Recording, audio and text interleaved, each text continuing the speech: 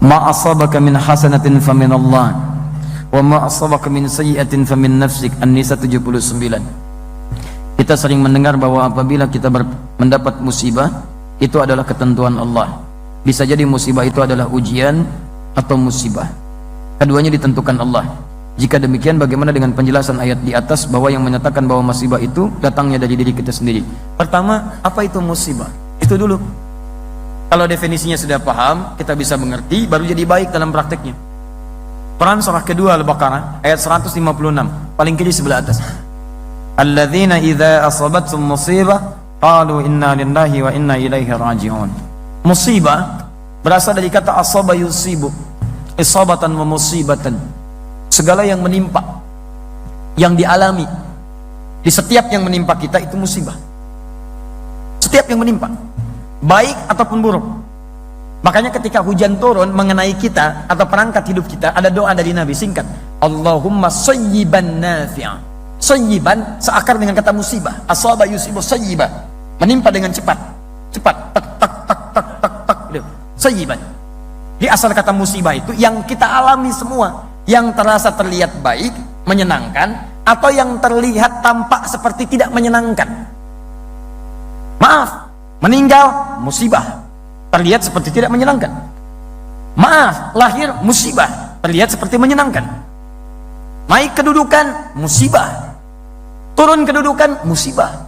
Saya pun ketemu antum sekarang, musibah buat saya. Betul, saya sedang menimpa keadaan saya sekarang, itu musibah. Antum ketemu saya, musibah. Setiap yang kita alami. Jadi kalau musibah itu terlihat baik, maka menyikapinya dengan syukur. Musibah terlihat tidak menyenangkan, maka cara menyikapinya dengan sabar. Ketentuan musibah yang pertama adalah semua yang bersumber dari Allah itu baik ketentuannya. Awas, semua yang bersumber dari Allah itu baik ketentuannya. Cuman saat kita terima, pandangan kita kadang-kadang melihatnya ada terlihat menyenangkan, ada terlihat yang tidak seperti menyenangkan. Maka rumusnya adalah ketika antum melihat sesuatu yang menyenangkan, maka muncul rumus syukur di sini. La in syakartum la azidannakum. Ketika antum melihat seperti yang tidak menyenangkan, maka di sini kemudian teman-teman sekalian, sabar berlaku di sini. Bagaimana cara sabarnya? Pertama, Quran surah kedua ayat 216, paling kiri sebelah atas. Kutiba alaikumul qitalu wa huwa kurhul lakum. Perangi perasaan kita. Ini ayat turun tentang jihad. Tapi bukan karena jihadnya, karena perasaan yang bergolak. Ada perasaan, duh kok sekarang ya, bagaimana kalau nggak besok aja, aduh saya nggak siap. Ada ujian, dia merasa kurang menyenangkan. Maka kata Al-Quran, perangi itu. Bersikap positive thinking dulu, yang baik-baik. Ayat ini ingin mengatakan, maaf, kalau ada yang terlihat tidak menyenangkan, ujian-ujian yang membuat antum terasa berat, jangan mengeluh. Di Quran tidak ada ayat keluhan. Tidak ada ayat keluhan. Kalau ada satu ayat untuk mengeluh, maka saya orang pertama kali yang akan mengeluh. Perhatikan, sifat musibah sekalipun tidak menyenangkan, berat bagi kita teman-teman sekalian, dia diikat dengan ayat-ayat yang lainnya. Ayat pertama, Allah tidak akan titipkan musibah itu yang terasa berat kecuali bagi orang yang sanggup untuk mendapatinya. Tidak ada ujian di luar batas kesanggupan. Quran surah kedua ayat 286. La yukallifullahu nafsan illa. Tidak ada ujian kecuali sesuai dengan batas kemampuan. Jadi kalau antum sekarang punya masalah berat luar biasa, itu artinya kenapa diujikan pada antum? Karena cuman antum yang mampu, yang lain tidak. Makanya tidak diujikan kepada saya, tapi dititipkan kepada antum, karena cuma antum yang mampu, yang lain tidak.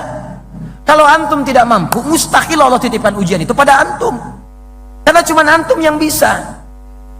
Jangan antum mengeluh mengatakan, ya Allah, kenapa mesti saya ya Allah? Ya Allah, why me? Kata Allah, why not? Kenapa tidak? Anda yang mampu. Jadi kalau Anda nggak mampu, mustahil dititipkan ujian kepada Anda. Jadi sudah jalani, alhamdulillah, terima dulu dengan sabar. Kelima. Yang kedua teman-teman sekalian, setelah itu rumus yang kedua, setiap persoalan sesulit apapun akan bersanding dengan solusi yang semudah luar biasa. Persoalan paling sulit disebut dengan usrun, solusi termudah disebut dengan yusrun. Ketika Allah menurunkan usrun, maka disandingkan dengan yusrun. Inna ma'al usri yusra, fa inna ma'al usri yusra. Dalam setiap kesulitan ada kemudahan. Makanya ini rumus Quran, keluarkan dalam bentuk solusi psikologis. Begitu datang masalah, kalimat Quran tadi ramu dalam kalimat kita. Lihat kalimatnya, datang masalah, pasti selesai. Saya pasti bisa. Saya pasti bisa, pasti selesai. Itu kalimat terjemahan yang bagus. Setiap ada kemudahan, setiap ada kesulitan, ada solusi, pasti selesai. Ini secara psikologi membuat kita lebih mudah. Jadi kalau antum sedang punya masalah, langsung hadirkan. Insya Allah saya mampu. Pasti selesai. Pasti selesai. Nggak ada persoalan yang nggak ada solusinya. Jadi ketika keyakinan itu ada, sekarang yang praktekkan orang Jepang. Orang Jepang, lihat, ya, maaf. Ketika mereka punya persoalan, saya pasti bisa. Kamu bisa, kamu bisa. Taklukkan benteng Takeshi. Mulai ditaklukkan. Pasti bisa, saya bisa, kamu bisa. Masya Allah. Kamu bisa, kamu bisa. Jadi, itu yang dipakai orang-orang luar yang punya teori ya kita. Korea ingin nyusul Jepang. Dari mulai TK, ketika mereka mulai baris, mereka mulai keluar kalimat-kalimat. Harus lebih daripada Nippon, harus lebih daripada Nihon, lebih daripada Jepang, lebih daripada Jepang. Jepang bikin Honda, mereka bikin Hyundai. Kita menyebutnya Hyundai. Lihat cek, Jepang bikin ini, Korea bikin ini. Jepang maju dalam bola, Korea maju dalam bola. Semua disusul, semua disusul. Kamu bisa, kamu bisa. Yang punya teorinya kita, yang punya praktekan orang lain. Kalau sudah seperti itu teman-teman sekalian, terima dan lihat sifat yang ketiga. Setiap persoalan ada solusi.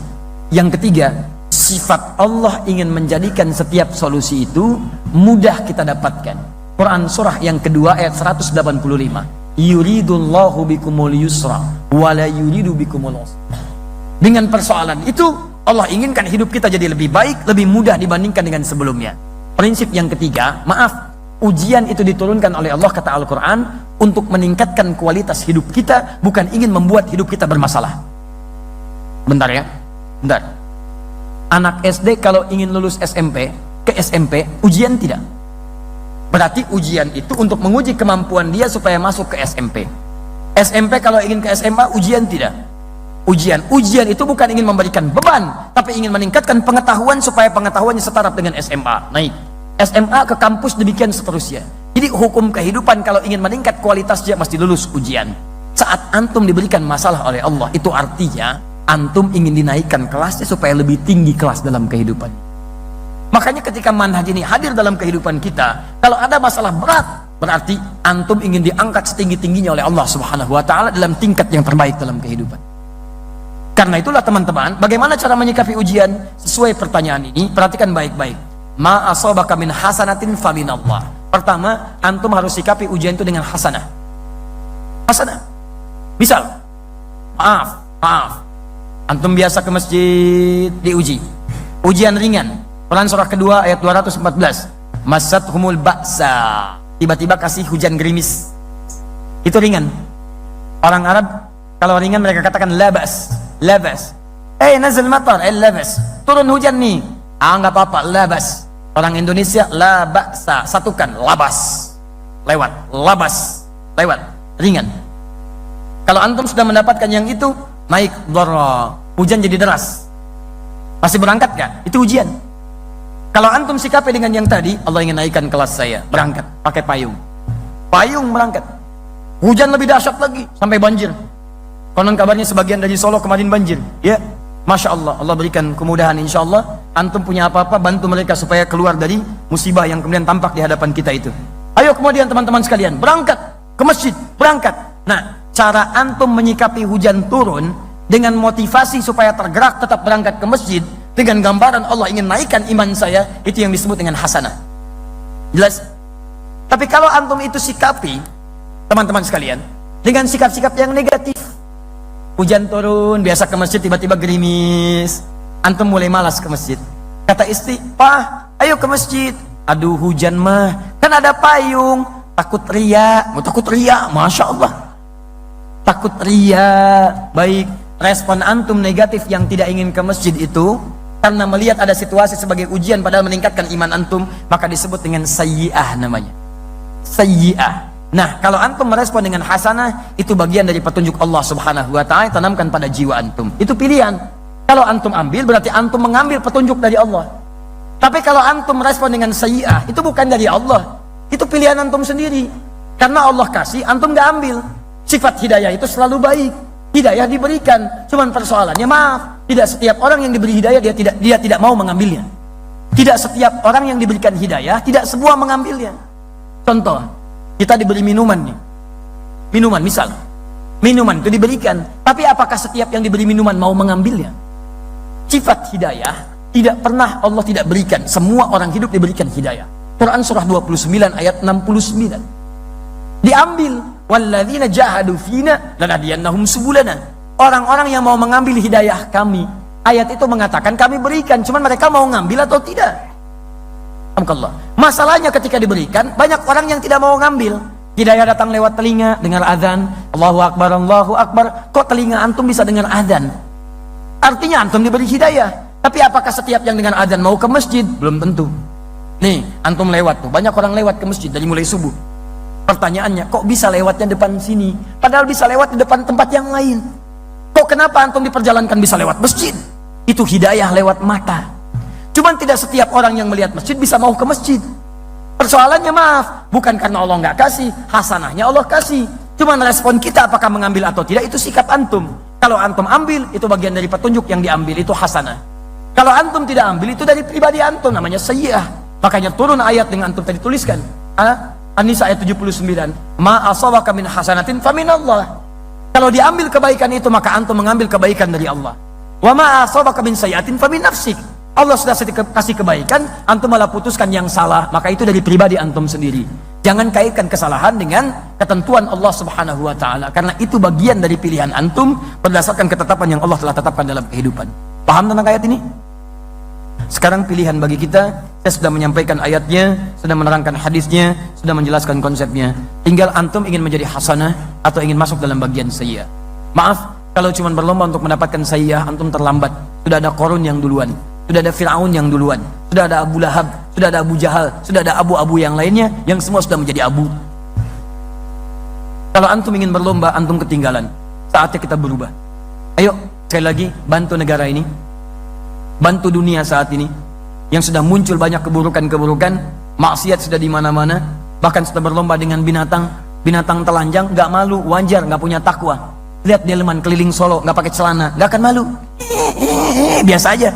Tapi antum berlomba ingin melepas pakaian-pakaian, antum ketinggalan teman-teman. Kalau cuman kontes melepas busana, binatang lebih jagoan. Makanya kita dibedakan dengan binatang menggunakan pakaian. Karena itu teman-teman sekalian, ayo kita tunjukkan. Akan muncul generasi sekarang yang kembali pada Al-Quran.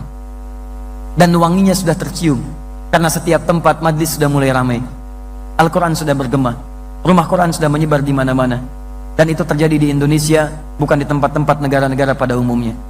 Saya ingin kita tunjukkan pada dunia, kita berikan inspirasi dari Solo, sampaikan pada dunia bahwa subuh ini di Masjid MUI kita kirim sinyal pada dunia melalui stasiun Akhir TV.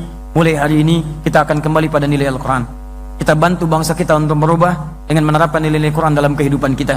Matanya baik, telinganya baik, lisannya baik, ujung kakinya baik. Kita isi masa depan kita. Ke depan mesti ada presiden yang ahli Quran, gubernur yang ahli Quran, pengusaha ahli Quran, dia diplomat ahli Quran, militer ahli Quran, terapkan dalam kehidupan. Yang dengan itu semua insya Allah, maka negeri ini akan menjadi negeri baldatun thayyibatun warabun ghafur, dan kemudian akan dicapai seperti Allah pernah berikan rahmatnya, seperti kita pernah dapatkan di masa-masa yang lalu. Teman-teman, bangun dari mimpi. Selesai tidur kita mesti bangun. Ayo yang pengusaha, kumpul dengan sesama pengusaha, mulai dari Solo teman-teman sekalian, kumpul antum, pelajari Qurannya, turunkan hadisnya, kompak undang ustadznya, terangkan manhaj bisnis dalam Al-Quran, bangun supermarketnya, bangun segala kemuliaannya, hadirkan itu dalam kehidupan. Ayo yang politikus teman-teman sekalian, ayo yang ekonomis, ayo yang ekonom, ayo yang teman-teman yang lainnya, birokrat, diplomat, kumpul dengan sesamanya, dokter kumpul, militer kumpul, kaji bagaimana rumus-rumus diterapkan dalam kehidupan. Demi Allah saya katakan, demi Allah saya yakinkan, jika niat kita mulai bentangkan sekarang, kita akan tuai, kita akan panen hasil itu di masa-masa depan berikutnya. Siap insya Allah? Siap insya Allah? Teman-teman sekalian, saya undang antum tanggal 17 Desember, 2 pekan dari sekarang, kami akan ada momentum Hari Al-Quran di Masjid Istiqlal. Di situ kita akan ajarkan, berkumpul dengan ahli Al-Quran.